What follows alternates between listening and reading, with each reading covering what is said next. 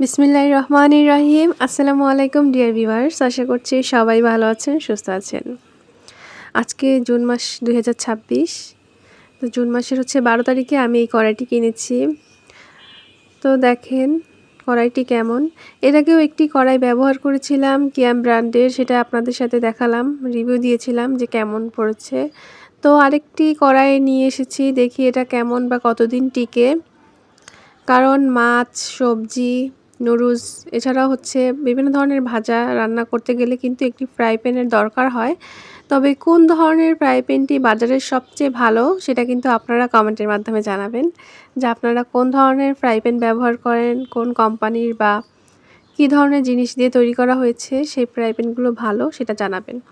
আমি এখানে যেটা ব্যবহার করছি এটা ননস্টিকই বলা হয় আর কি, কিন্তু মার্বেল কোট করা। তো এটার অনেক রিভিউ দেখেই এর আগে নিয়েছিলাম, সেটা 1 বছরের মতো মনে হয় গিয়েছিল। এখন এটা আবার আরেকটা এনেছি নতুন। এছাড়া আরও অন্যান্য ধরনের আসছে, কিন্তু ওগুলো ভালো কিনা সেটা বুঝতেছিলাম না।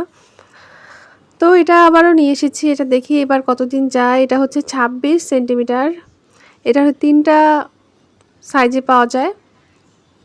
তো এটা মিডিয়াম সাইজ, ঢাকনি সহ এটা, আর ঢাকনি ছাড়াও কিন্তু এরকম কিনতে পাওয়া যায়।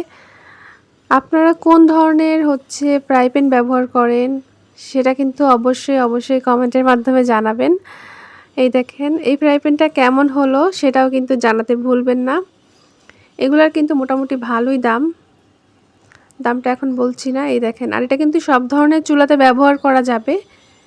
এই যে এটা ঢাকনি, একটা কাচের ঢাকনি পেয়ে যাব সাথে, আর ঢাকনি ছাড়াও আপনারা চাইলে কিনতে পারেন।